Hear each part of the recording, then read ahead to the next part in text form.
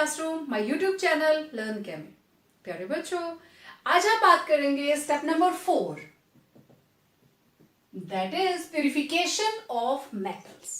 Okay, process of purifying the crude metal, it is known as refining. किसी भी crude चीज को pure में कन्वर्ट करने के प्रोसेस को कहते हैं रिफाइनिंग। पेट्रोल की रिफाइनरीज होती हैं, पेट्रोलियम जहां से पेट्रोल बनता है, ब्लैक जो लिक्विड होता है उससे पेट्रोल बनाया जाता है, दैट इज रिफाइनरी। तो अब हम मेटल को प्यूरिफाई करने वाले हैं। तो दीज आर द प्रोसेसेस, आप ऑलरेडी लिख चुके हैं पहले। तो सबसे पहले डिस्टिलेशन। अब आपको पता है सिंपल डिस्टिलेशन के प्रोसेस में क्या होता है, लिक्विड का टेम्परेचर बढ़ाया और वो बन गया गैस, फिर गैस का टेम्परेचर डाउन किया और वो वापस क्या बन गया, वेपर। यही होता है। तो इसी प्रोसेस को हम मेटल्स को प्यूरिफाई करने के लिए कैसे यूज करेंगे। ये हमारे पास कंटेनर है जिसके अंदर हमने इम्प्योर मेटल रख दी। अब इस इम्प्योर मेटल के साथ क्या है, इम्प्योर मेटल प्लस इंप्योरिटीज। और इस केस में क्या है, इस मेटल का बॉइलिंग पॉइंट जो है इज लो और इंप्योरिटी का boiling point is high. Okay, इसको हीट करना स्टार्ट किया, चाहे ऊपर से हॉट ब्लोज हम दे रहे हैं, चाहे हमने नीचे से इसको हीट करना शुरू किया। हीट करते ही, क्योंकि मेटल का बॉइलिंग पॉइंट लो है, it will boil and escape as vapours. ठीक, इन वेपर्स को हम दूसरी साइड कलेक्ट कर लेंगे। They will be cool down and we will get vapours of pure metal. क्योंकि इंप्योरिटीज तो वेपोराइज होंगी नहीं, उनका बॉइलिंग पॉइंट क्या है, हाई। तो this process is known as distillation. It's a too simple process, right. Okay, next is liquation. ठीक है, डिस्टिलेशन ऑफ वाटर करते हो ना, यहां पे वाटर और सॉल्ट की जगह पे क्या है, इंप्योरिटीज, वो पीछे रह जाएंगी, impurities are left behind. Okay, liquation. अब ये किसके लिए यूज किया जाता है, in which melting point of metals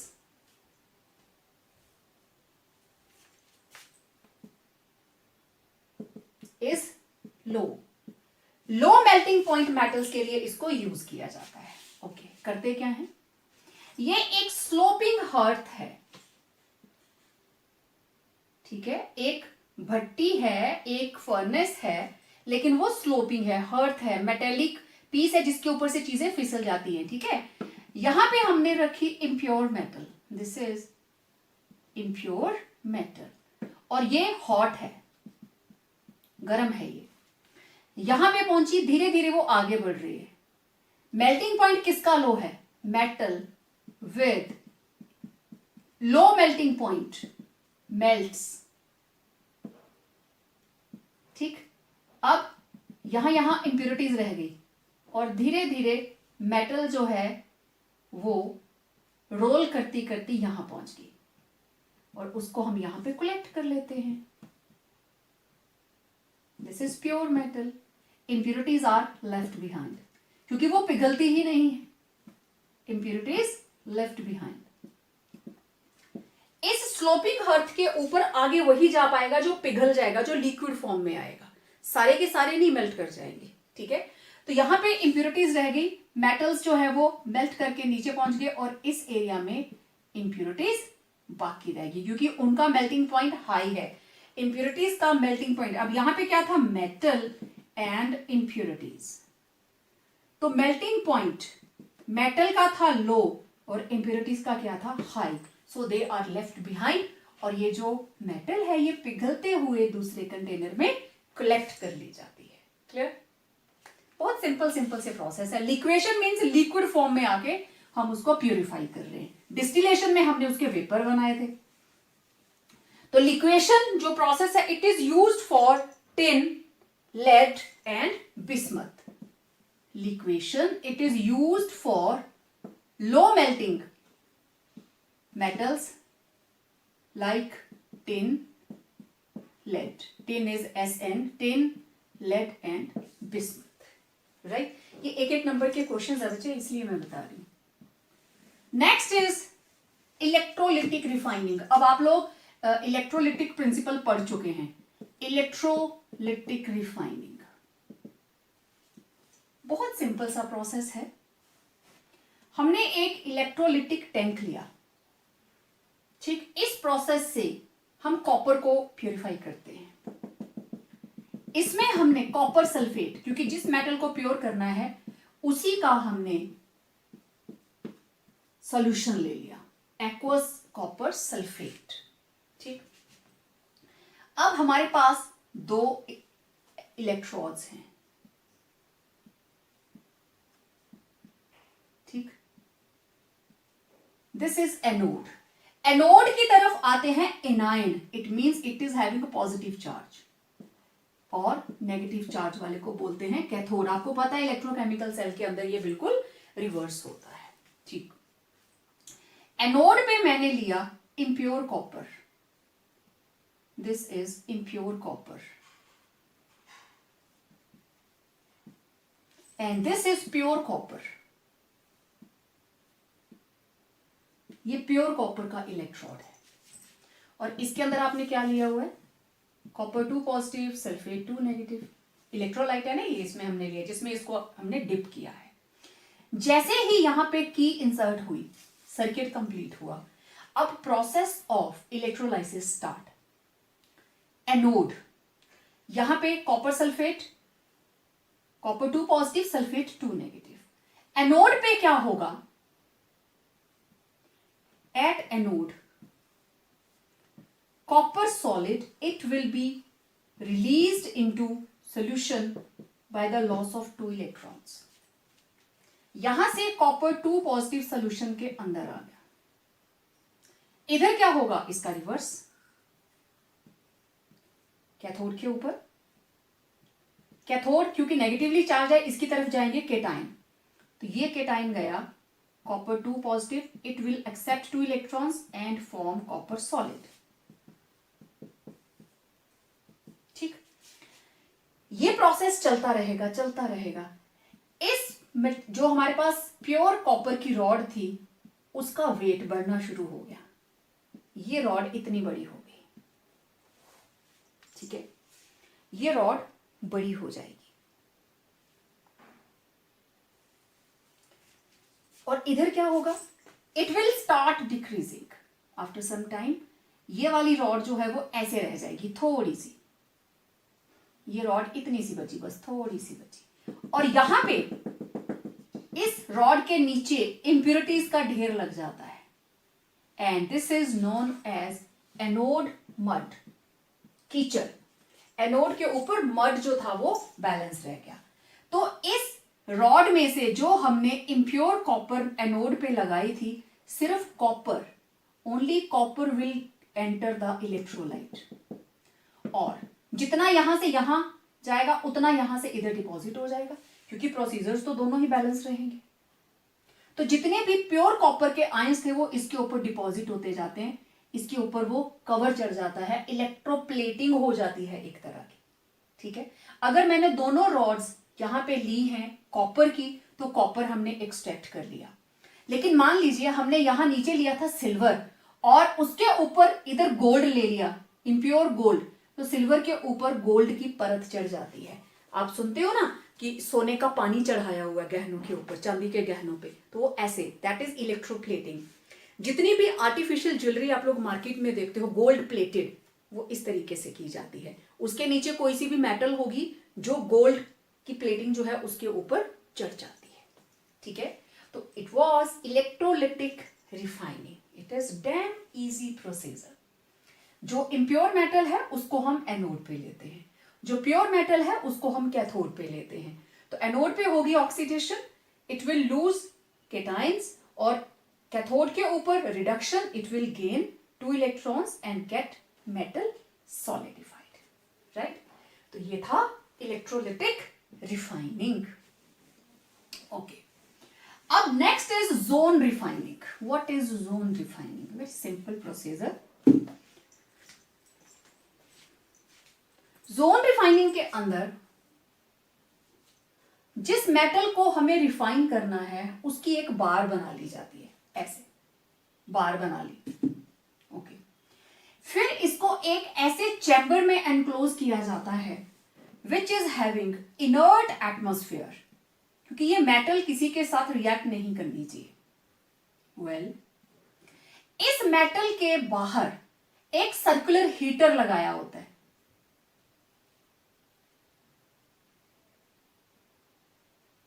circular heater, like अगर ये एक रॉड है या ये ऐसे रॉड है तो वो हीटर जो है वो ऐसे होगा, इस तरीके से चारों तरफ से बराबर उसको कवर करेगा। और इसका प्रिंसिपल क्या है? It is based upon the principal that impurities are more soluble in molten metal than solidified metal। कि अगर मेटल दो फॉर्म्स में है, लिक्विड और सॉलिड, तो इंप्योरिटीज जो है वो ज्यादा सॉल्युबल किसमें होती हैं? मोल्टन फॉर्म के अंदर। अब देखो इस सर्कुलर हीटर के अंदर अब मैं ये मान लेती हूं कि ये इंप्योरिटीज थी, ठीक है, दीज वर द इंप्योरिटीज, पूरी मेटल रॉड के अंदर फैली हुई थी। जहां ये हीटर है उसके नीचे का area, it is heated up, गर्म हो गया। फिर इसको थोड़ा आगे पहुंचाया हमने, तो मान लीजिए अब इसकी नेक्स्ट पोजीशन ये है, ठीक। तो ये जो मोल्टन मेटल है, ये जैसे हीटर आगे को जाएगा, इंप्योरिटीज किस में आएंगी? मोल्टन फॉर्म में। ओके, तो ये आगे को मूव कर गई। अब ये वाला पोर्शन सॉलिडिफाई हो गया, ये हीटर आगे पहुंच गया ना, ये वाला पोर्शन सॉलिडिफाई हो गया और ये सारी की सारी इंप्योरिटीज कहां पहुंच गई? यहां पे। अब आपको इस एरिया में कोई भी इंप्योरिटी नजर नहीं आएगी। करते करते ये हीटर मान लो अब यहां पहुंच गया, तो आपको यहां पे अब कोई भी इंप्योरिटी नजर नहीं आएगी, सारी की सारी इंप्योरिटीज इस एरिया में पहुंच गई, ये मेटल प्योर हो गई। ओके, अब मान लेते हैं कहीं पे एक दो इंप्योरिटीज बची हैं, प्रोसेस इज रिपीटेड, फिर से हीटर को यहां लाया जाता है, फिर इसको यहां पहुंचाया जाता है, तो जो इंप्योरिटीज ये बची थी वो भी सारी की सारी निकल गई। सारी इंप्योरिटीज इस रॉड के इस कॉर्नर पे पहुंच गई, फिर इसको कट करके हटा दिया जाता है। अब ये प्रोसीजर उन मेटल्स के लिए यूज किया जाता है जो हमें बहुत ही हाई प्योरिटी में चाहिए, which are required in high purity. और स्पेशली हम जितने भी हमारे सेमीकंडक्टर्स हैं, सिलिकॉन, जर्मेनियम, सिलिकॉन है, जर्मेनियम है, गैलियम है, etcetera, they are purified by this method. ठीक है, silicon, germanium, boron, gallium, boron also, they are purified by this method. समझ आ गया सबको? Okay, next is vapor phase refining, that is Mond's process.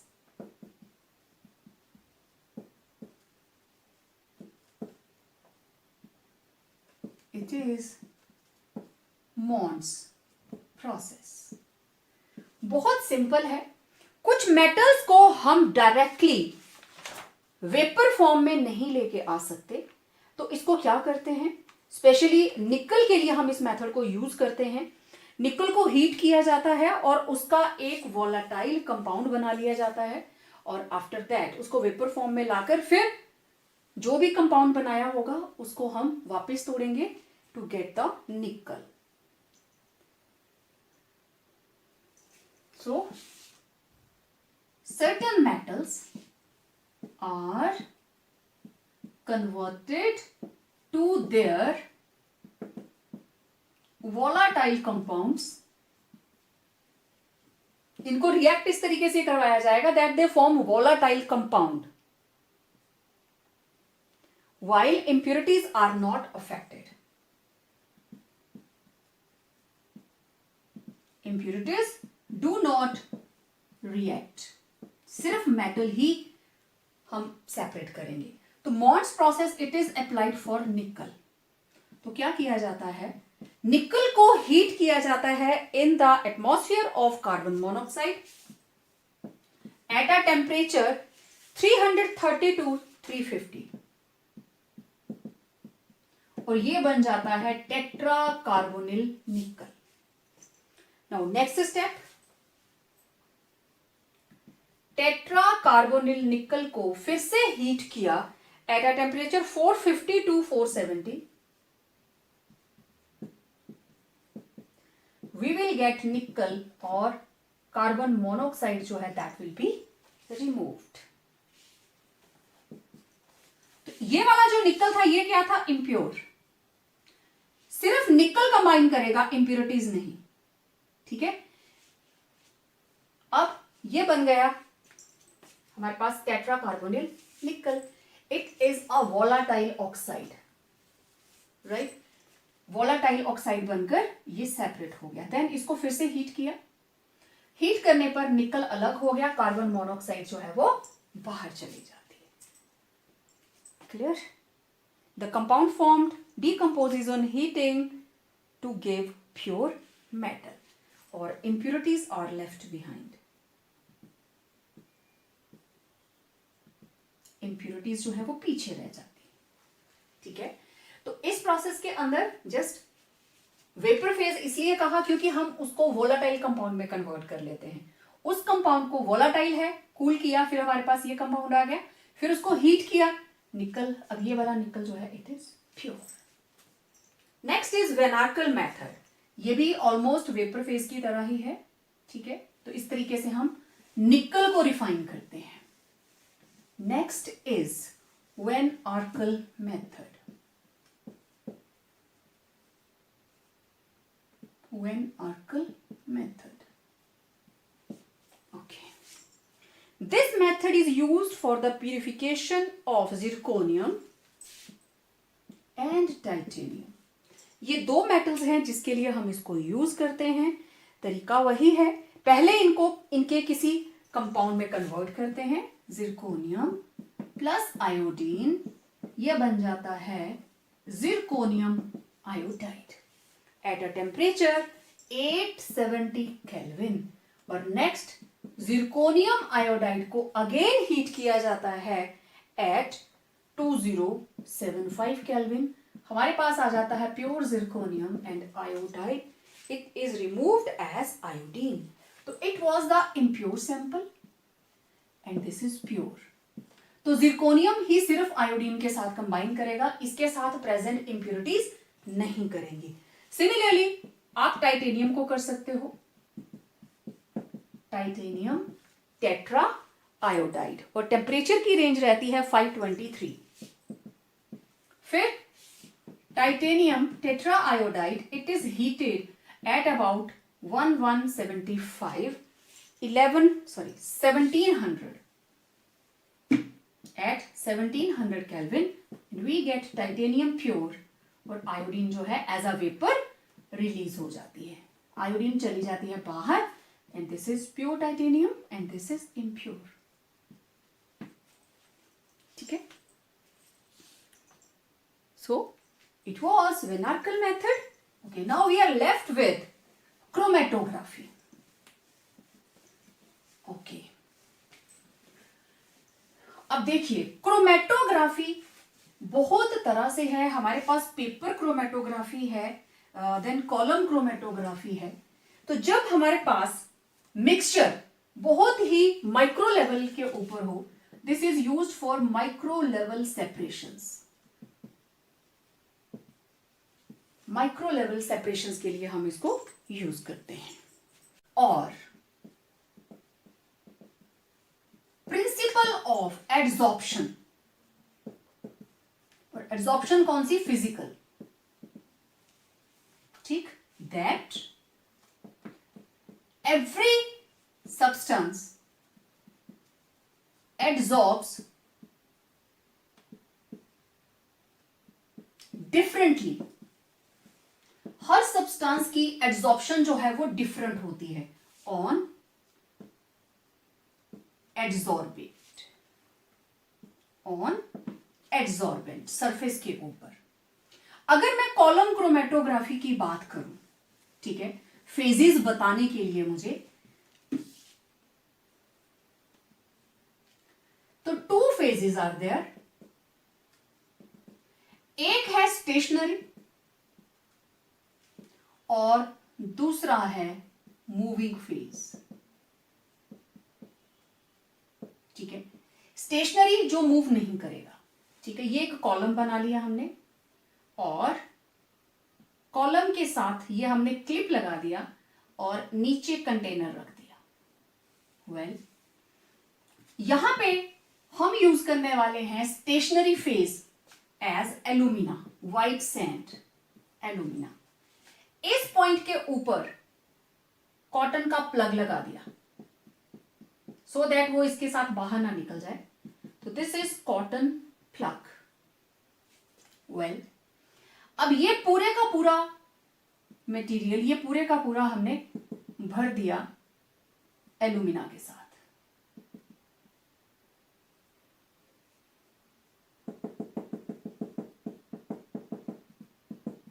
ये alumina से भर दिया, ठीक है। और यहां पे भी हमने कॉटन का प्लग लगा दिया। This is also cotton plug. और इसको पूरे को, एल्यूमिना को भी पानी में घोल के डाला है और यहां पे हम वाटर ऐड कर रहे हैं। पूरे में वाटर है नीचे तक, जैसे इसको ओपन करेंगे पानी ही जाएगा नीचे, और पानी हमेशा हमने इतना रखना है इसमें। नाउ मूविंग फेजेस में क्या आ गया, वाटर। जैसे ही इसको आप हटाओगे पानी यहां से स्टार्ट होगा, नीचे तक आता जाएगा। ये स्टेशनरी फेज है, ये मूव नहीं कर रहा है। ओके, अब मान लीजिए मेरे पास कॉपर, आयरन और कोबाल्ट, तीनों के कलर अलग अलग है। निकल ले लेती हूं, ग्रीन कलर आ जाएगा। तीनों का एक मिक्सचर था। एक छोटे से बीकर में तीनों को घोला, तीनों के सॉल्ट को घोला, कॉपर सल्फेट, फेरिक क्लोराइड और निकल सल्फेट। तो उन तीनों को मिलाकर हमारे पास एक कलर बन गया। अब उसकी एक ड्रॉप, 1 ड्रॉप, ठीक, ड्रॉपर की हेल्प से यहां पे हमने सिंगल ड्रॉप कर दी। ऊपर से वाटर ऐड किया हुआ है, यहां से इल्यूशन स्टार्ट हो गई। ये वाटर आ रहा है नीचे, ठीक। जैसे जैसे ये 1 या 2 ड्रॉप्स जो हमने यहां पे डाली, मैंने बोला ना माइक्रो लेवल, ओके, इस कॉटन को क्रॉस करते ही आप यहां पे कलर का बैंड देखोगे। You will find a colour band here. लेकिन अभी ये कलर डार्क है, हमें अलग दिखाई नहीं दे रहा कुछ भी। यहां से इल्यूशन होती जा रही है, ऊपर से हम वाटर ऐड किए जा रहे हैं, नीचे से पानी निकलता जा रहा है। करते करते फिर ये बैंड यहां पहुंचा। यहां पहुंचते पहुंचते हमने क्या देखा, अब 2 बैंड बन गए। एक का कलर अलग हो गया और दूसरे बैंड का कलर अलग हो गया। इसको मैं ऐसे बना लेती हूं, उसको मैं तिरछी लाइनें बना लेती हूं, ठीक है। अब मेरे पास हमने क्या क्या मिक्स किया, कॉपर, आयरन, निकल, ठीक। अब अगर आप इनका साइज देखें,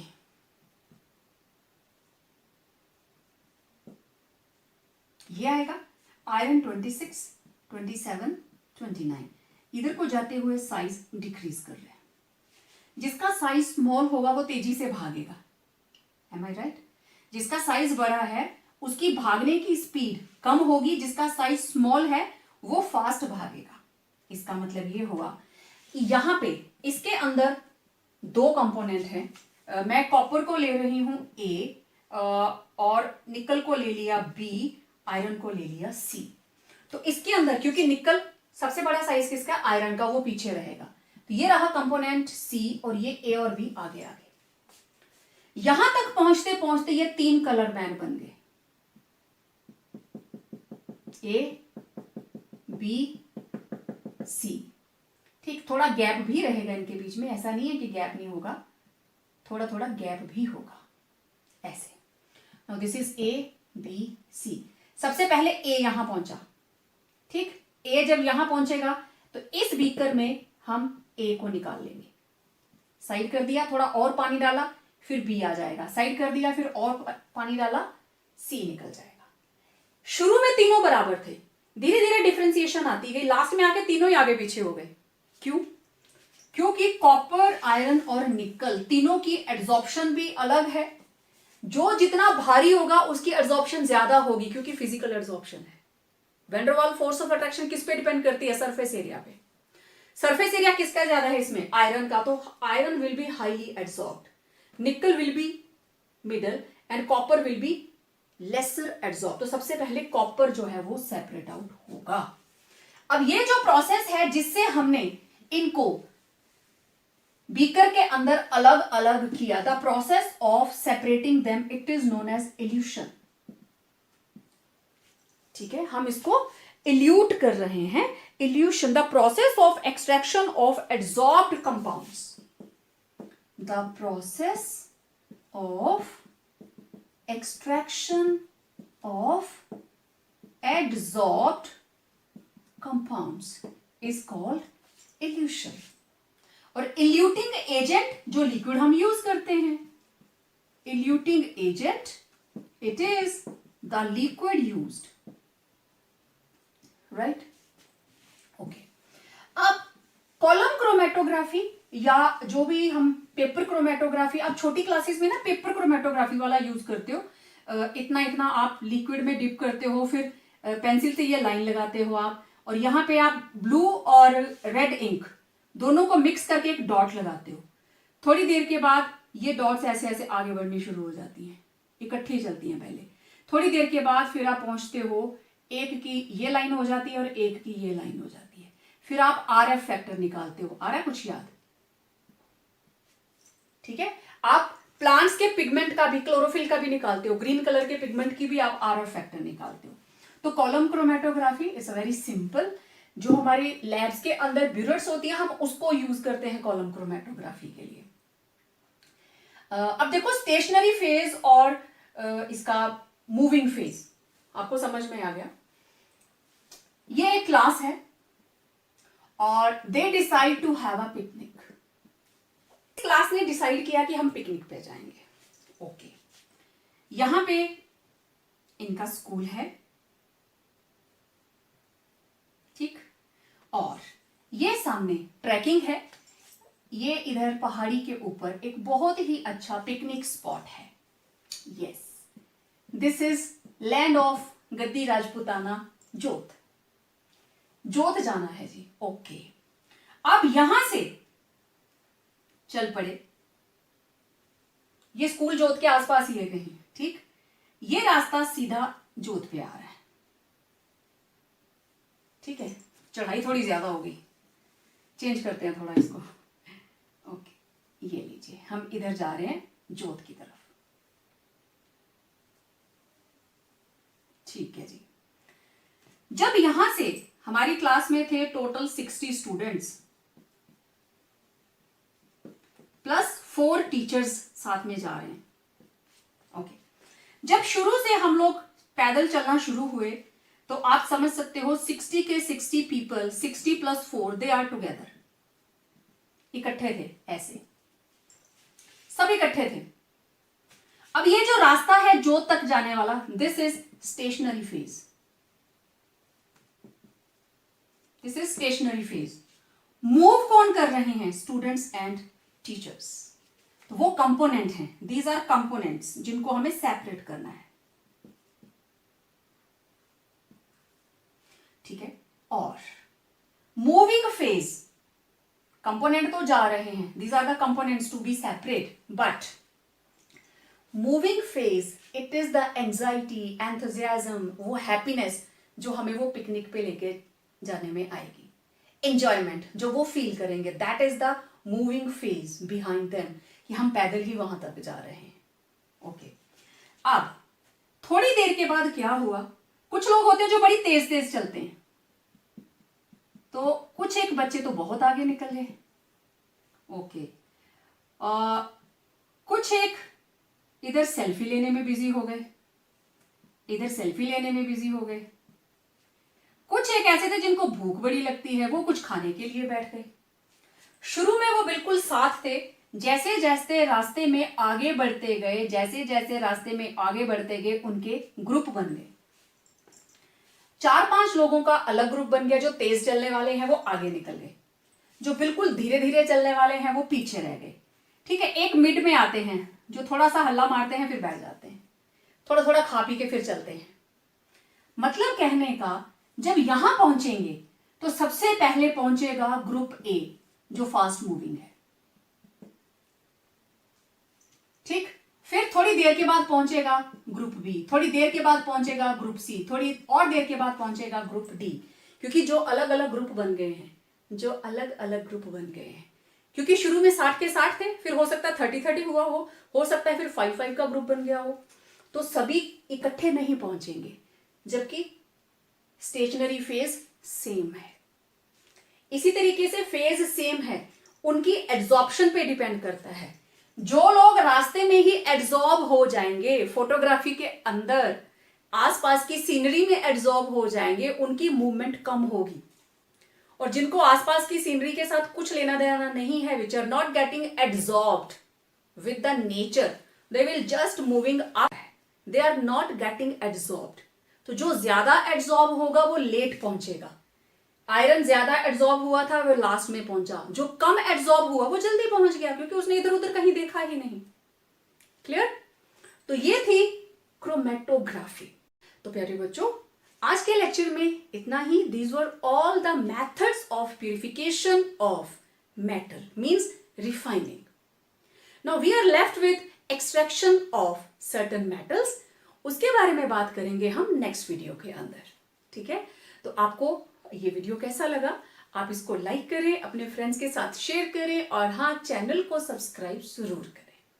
तो मिलते हैं एक नए वीडियो के साथ, that is extraction of different metals like iron, copper, aluminium. Till then, stay home, stay safe.